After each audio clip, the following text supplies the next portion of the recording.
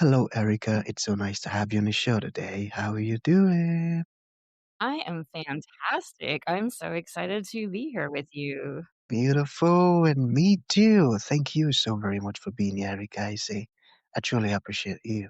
And you see, oftentimes I love to thank my guests for two things.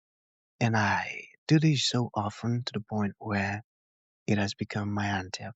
So, firstly, I want to say thank you so very much, Erica, for investing in yourself. You see, you are on this platform right now because you did invest that in yourself. And oftentimes, Erica, I love to make reference to the amazing mango tree. Let's say some couple of months back, I was on a particular road, and just by the roadside, Erica, there was this very tall, unattractive mango tree.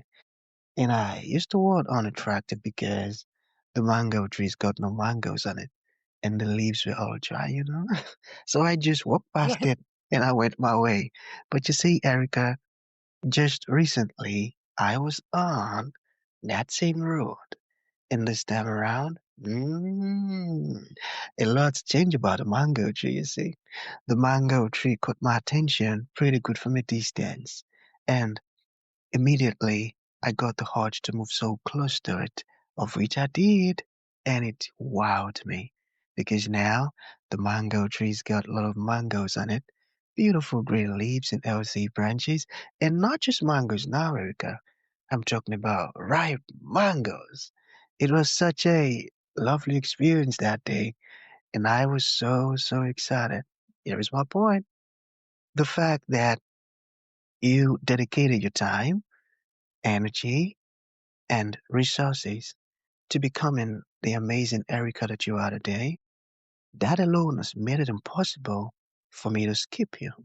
And that's why you got the request for me to be on the show because I was attracted to the fruit of all that you're doing, your philosophies, your insights, your work, the impact your work is having, and how you are offering your solutions to Erica. This stuff's so beautiful.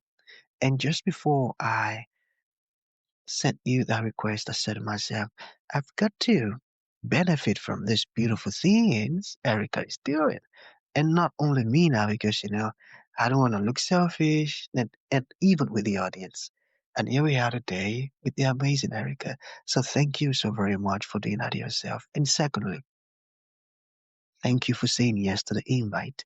Because if you had said nope, there was nothing Elisha could do about it. Thanks so much, Erica.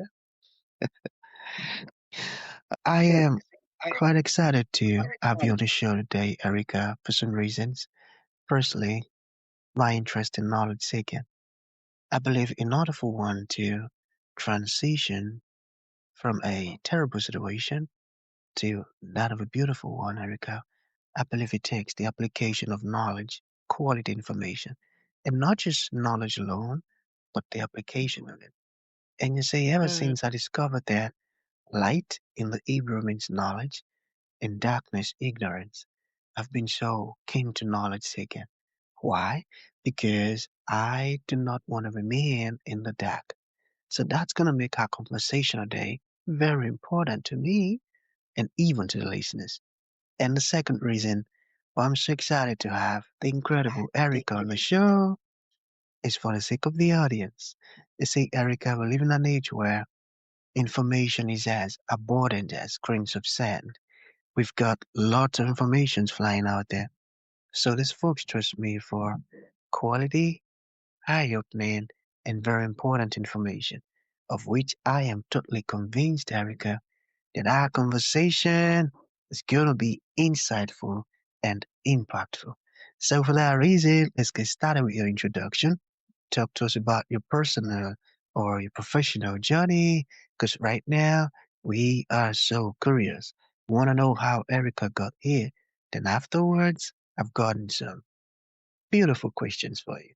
Okay, Erica, over to you. Okay, thank you. So I'm so glad that you had me on this show. I loved the intro with the mango trees, and as I'm speaking, I'm in Canada, Ontario, and we are surrounded in snow. So the idea of a mango tree with juicy ripe mangoes on it definitely is warming my heart right now. And the idea of darkness, this idea of like darkness and lightness. I mean, that's certainly been a path of my life.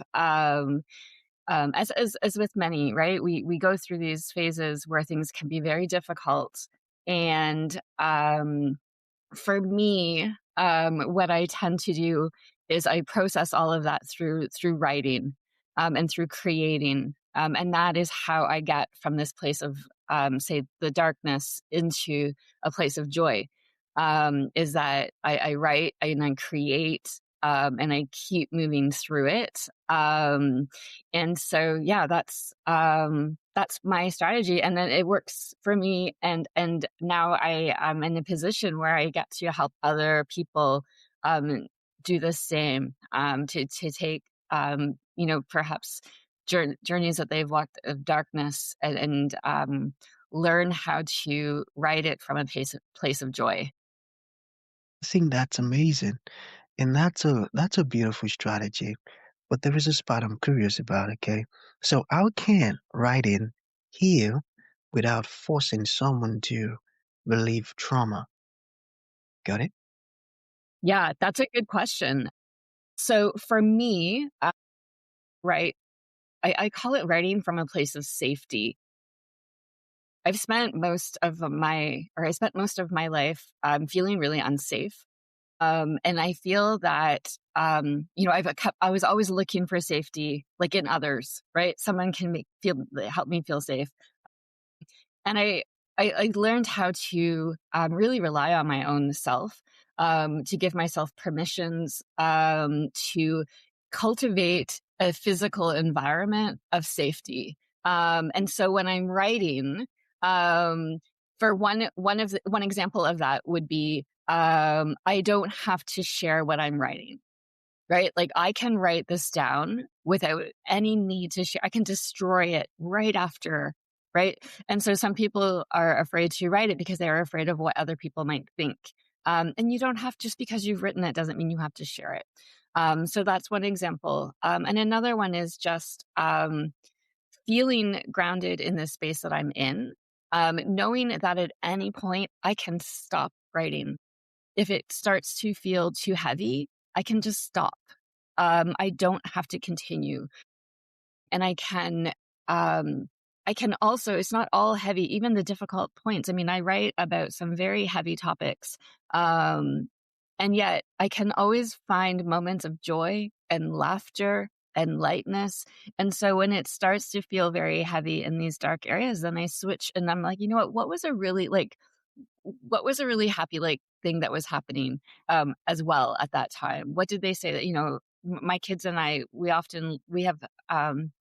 maybe a bit of a too dark sense of humors, but we laugh a lot around things that are happening. And I think that in itself is such a great way of healing, right? To laugh. And so when I'm writing, it's like, okay, can I, um, not to, and not in a way that I don't want it. I'm not, blocking the hardness, right? Like I'm still working through it, but we can do that in a way where we can keep laughter and lightness. Totally agree.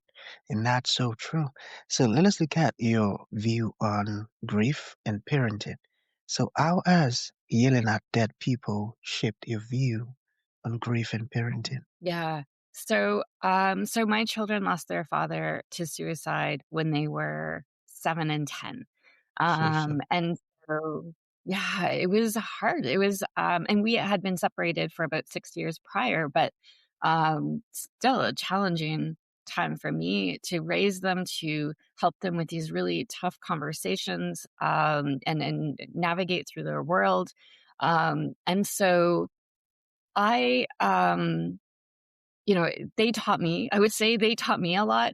I watched them. Their grief would show up in moments of joy in their play.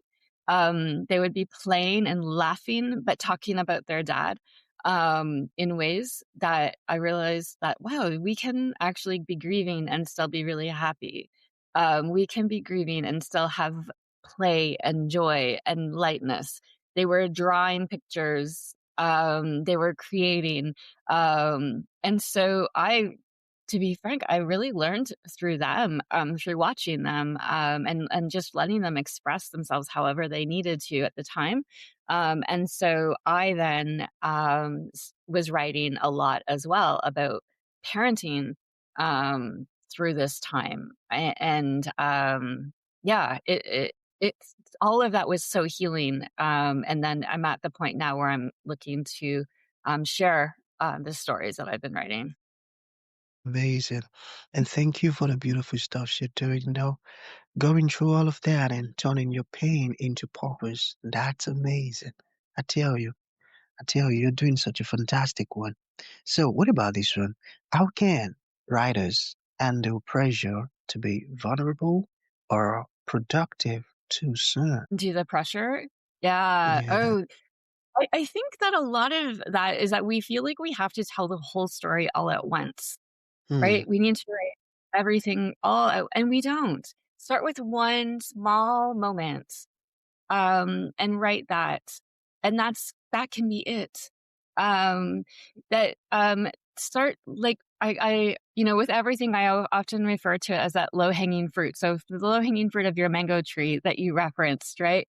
Start with that. Start with the stuff that feels easy. And then once you've had that nourishment, you can then go deeper in and look at some of the harder things, maybe climb up through those branches and get the really tricky to get to mango fruit, or not, right?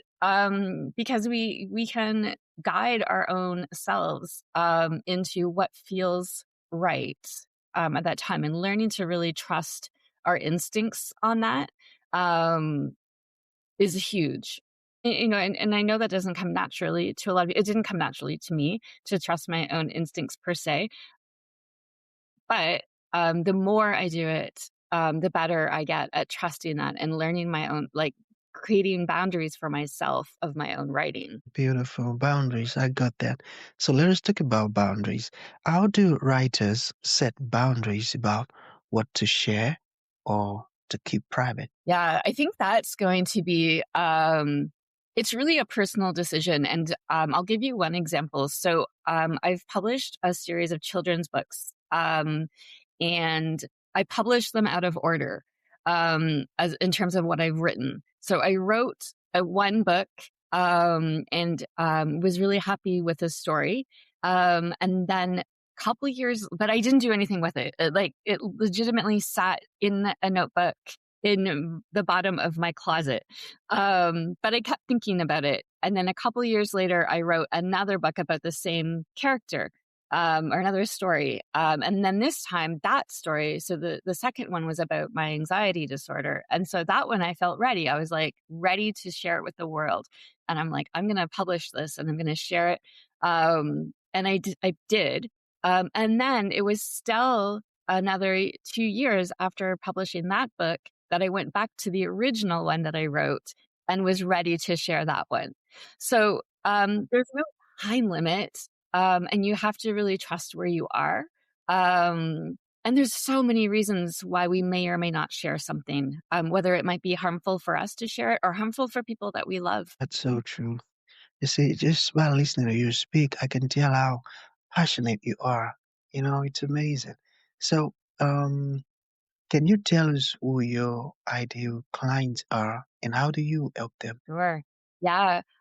So my ideal clients are really people who want to write, and they might already have a writing practice. They might be brand new, but they really have this desire to put words on the page. Um, I am not, despite the fact that I've published books, my end goal is not necessarily to help someone publish a book. Um, our goal is to help them write their stories down, to get them on paper. And so anyone who really could use some support in that. And again, I think it really comes into feeling safe enough. And safety can be our own inner critics, right? I've dealt with my own inner critic a lot. And so maybe it's just having a cheerleader alongside of you to remind you that your words are really important and your stories matter. And they deserve to be written and shared. whether it's just shared amongst me and them or the world. Beautiful, beautiful. So let us talk briefly about your latest book. What inspired you to write it? Okay, so my latest book, it's called Yelling at Dead People. And it is a series of essays about parenting my children after the loss of their dad, but also managing my own very complicated grief at the same time. As I said, we had been separated for 6 years before his death, but we'd been together for 13 years previous. So we had a long, long history together. In most of my actually, at that point, it was really all my adult life, we had, been in some form of a relationship. And so, really trying to manage my own grief. A lot of the essays come through, as visual, arts, visual essays, because I was really, um partway through the journey leaning into creative arts and how that can be so healing, expressive arts. So a lot of my essays are in visual format that really speak to that end of my healing. So it's the hard part, um, the healing part, and then right at the middle of last year in June, my father passed away, and he Thanks. He was a huge support. He was one of my biggest cheerleaders. Yeah, the loss was hard, and so suddenly I'm in the midst of, I was writing. I was in the middle of writing my manuscript, so I was writing about grief every single day, and then hit with this ginormous grief on top of it. And so the book also leans into this idea of how grief is so complex and layered and tangled and messy. And when you think you're grieving one person, you pull the string and you're actually really grieving for somebody else. And all these, right? And so the book is a really interesting format.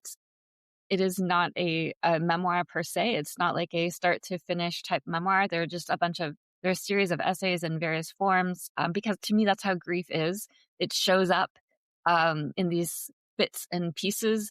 And yeah, it's a bit tangled and messy, but there can be such beauty and joy that comes through it. And so my writing really reflects that as well, that even during the hard times, we can find joy. Even during the hard times, we can find joy. That's a powerful message. Oh boy, I've got a clap for you. I tell you, going through all of that and still standing and doing this beautiful stuff. Nah, that's a great one. Thank you. Thank you. So, to bring this one in, Erica, what would you like to leave the audience with, like a final thought? And to those folks who would like to reach out to you, learn more about the wonderful stuff you're doing, make a purchase of your books, or even ask you questions, how can that be possible? Yeah, absolutely. So I think my final message to everyone is that your words matter. Um, the words, whether they're written, whether they're shared, whether they're spoken, your words matter. And if you would like some support in getting your words down on paper, please reach out. You can find me openskysstories.com. I'm also on social media at Open Skies Stories. And if you sign up for my newsletter, you can receive a writing from a place of safety activity for free that you can work through, and that might be able to those beginning steps to help you write safely. Wonderful. Thank you for that. So that's going to be the end of the show, Erica. Thank you for coming and thank you for sharing this wonderful stuff with us. It means a whole lot. Thank you.